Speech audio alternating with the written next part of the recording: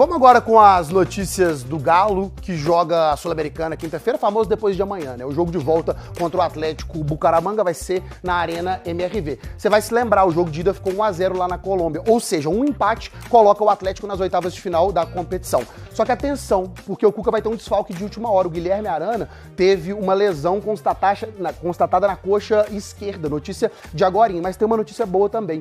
O Coelho foi liberado e está à disposição para essa partida. Outra notícia importante, ontem pintou reforço, é o Biel, esse cara, atacante de velocidade, 24 anos, ele foi revelado pelo Fluminense, mas também teve uma passagem pelo Grêmio. Ele estava no Sporting de Portugal e deve assinar o contrato de empréstimo por uma temporada, mas tem um detalhe, se ele atingir algumas metas desse um ano, o Galo tem a obrigação de comprar esse jogador pelo valor de 7 milhões de euros. O Biel ainda não foi anunciado oficialmente, ele vai fazer os exames médicos antes e assinar o contrato, mas ele já falou sobre esse acerto. Estou muito ansioso, estou até nervoso. Não sabia que muita gente vai me receber, mas eu prometo dar meu melhor, ajudar o Galo. Um time de massa, um time querido, um time com a torcida apaixonada, um estádio bonito, um time grande. Rony pede rescisão com o Galo e coloca Atlético na justiça. O clima esquentou nos bastidores do Atlético. O atacante Rony, que chegou ao clube nesta temporada, deu um passo polêmico. Entrou com um processo na Justiça do Trabalho, pedindo a rescisão do seu contrato com o Galo.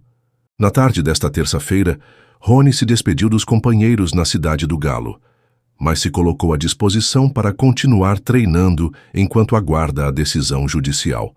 O motivo da ação?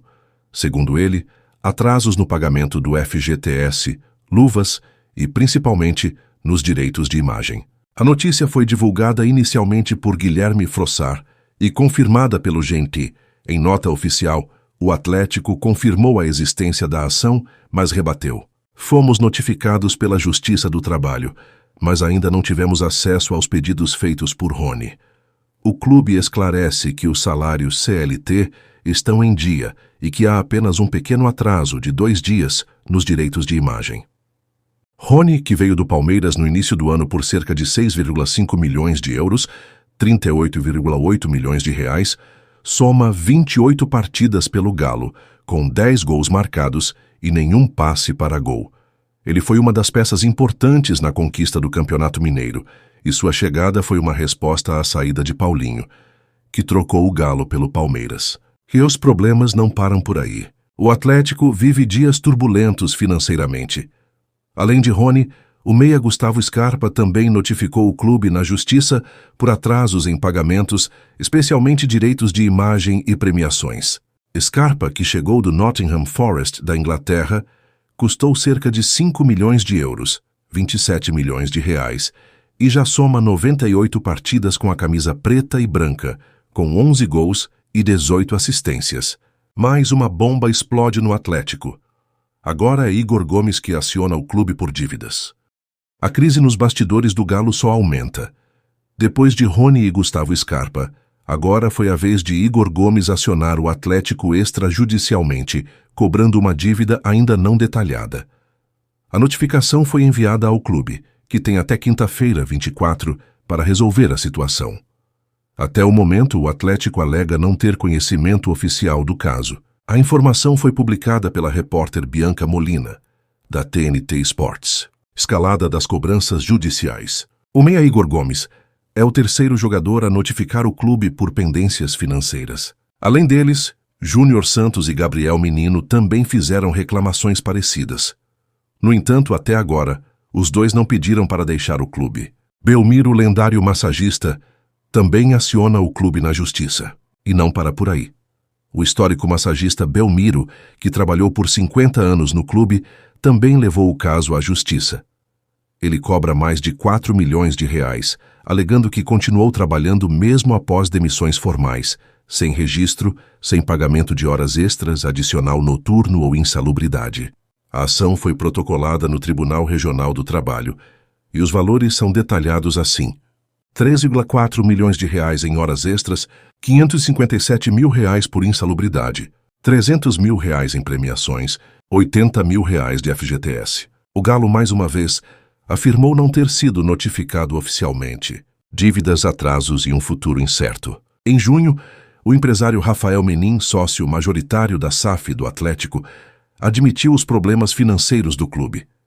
Disse que houve atrasos em salários e direitos de imagem, mas que a situação não era nova e vinha se repetindo desde 2023.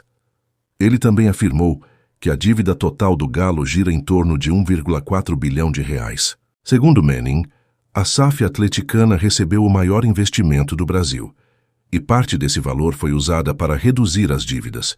Mesmo assim, o cenário continua preocupante. Mudanças na SAF a caminho. Atualmente, a associação do clube detém 25% da SAF, enquanto os investidores possuem 75%.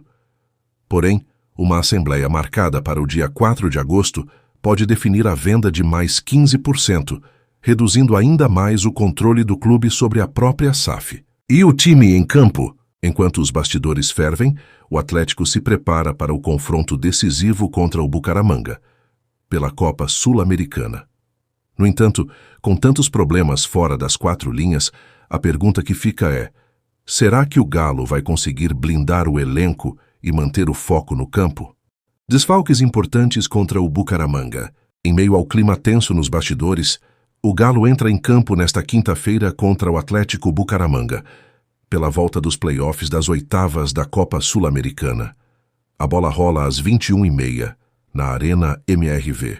O técnico Cuca terá uma dor de cabeça a mais.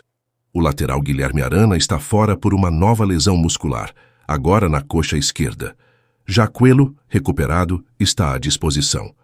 Outros desfalques incluem Alan Franco, suspenso, Matheus Izepe, coxa, Cadu e Caio Maia, joelho, Patrick, lombar. Rubens segue de fora aguardando a possível ida ao futebol russo, enquanto Fausto Vera também pode estar de saída à espera de propostas. Ô Biel, você vai precisar de uma casa nova aqui em Belo Horizonte. E você sabia que tem gente especializada em encontrar novos lares para os jogadores que chegam por aqui? Mas não é qualquer casinha não, viu? Com vocês, o GE Mansões. Um lar que só um jogador pode pagar. Tá querendo se mudar? Hoje eu quero apresentar para vocês uma das casas mais incríveis aqui de Alphaville. Uma casa super imponente. Eu quero apresentar com todos os detalhes para vocês a partir de agora. Globo Esporte de hoje tá no clima daqueles programas de venda de casas. Vem que eu sei que você curte. Nós temos aqui um spa, logo dentro da suíte master, para trazer um pouco mais de conforto, de requinte. Essa banheira ao lado da cama, acredito que deixa o aluguel um pouquinho mais caro, não? Integração de ambientes é o que hoje os nossos clientes mais buscam. Não é qualquer cliente que pode pagar mais de R$50 mil por mês para morar. Há 2 anos, o corretor Thiago Melo teve uma sacada de se especializar no ramo dos imóveis de alto luxo para um certo público de famosos. Que é um nicho muito fechado, que é o nicho dos atletas, né? O mercado ele aquece ali no final de dezembro, ali, então eu fico sempre atento para ver os atletas, notícias, né, dos atletas que estão para chegar nos clubes mineiros. Ô Thiago, o que essa galera mais busca, hein? Todo atleta hoje ele quer privacidade, né? Mas se tiver uns equipamentos para recuperação pós-jogo, melhor, né, seu Givanildo? Uma casa como essa da reportagem está avaliada em R$15 milhões. O maior negócio que Thiago fez com o jogador foi uma venda de 8 milhões. Mas normalmente a turma não chega comprando, não. Primeiro aluga. Os atletas não têm tempo de visitar as casas normalmente. Então, muitas das vezes, o primeiro contato é com as esposas, né? Então, eles precisam de um lugar para ficar, para trazer toda a família. Então, a maioria aluga. 90% aluga. Tá vendo que não é só na casa de Deivinho que a decisão final é feminina? Claro, com a avó da minha esposa, é tudo pra mim. As esposas pensam em tudo ali, na questão da praticidade, do conforto, de ter uma casa confortável, de um condomínio que agrega ali lazer, infraestrutura também de colégios próximos ao condomínio. Condomínios cada vez mais equipados com todo tipo de serviço e lazer. Clube particular, escola, mercado, para o camarada não precisar sair para nada. Em alguns casos, a casa por si já oferece quase tudo. Tanta coisa bacana para fazer que não dá tempo nem de bisbilhotar a vida dos outros. Mas falando nisso, tem uma boa para contar, hein? Segura aí que eu já conto. É que alguns jogadores de times rivais que talvez você ache que se odeiam, interagem nesses condomínios E os filhos até brincam juntos. Você acredita? O torcedor, ele visualiza só aquilo que é no estádio, dentro do campo, mas eles esquecem que são seres humanos como qualquer um, né? Então, o relacionamento dentro do condomínio, justamente aí, os filhos se conhecem, brincam, né? E o atleta, ele busca isso. O corretor sabe muita coisa da vida dessas pessoas. Pode saber, inclusive, antes que todo mundo se o jogador vai sair ou passar mais um tempinho na cidade. É um contrato que leva ao outro. Matheus Pereira, por exemplo, que acabou de ser pai, mudou de casa há pouco tempo. E eu não digo é mais nada. Se o torcedor ficar ligado nisso, ele vai saber quem está renovando o contrato, quem tá... Justamente, né? E o fato do atleta comprar o imóvel é quando ele está bem dentro do clube, quando ele se adapta com a cidade. E você, nesses minutinhos que passamos juntos, se agradou de alguma casinha?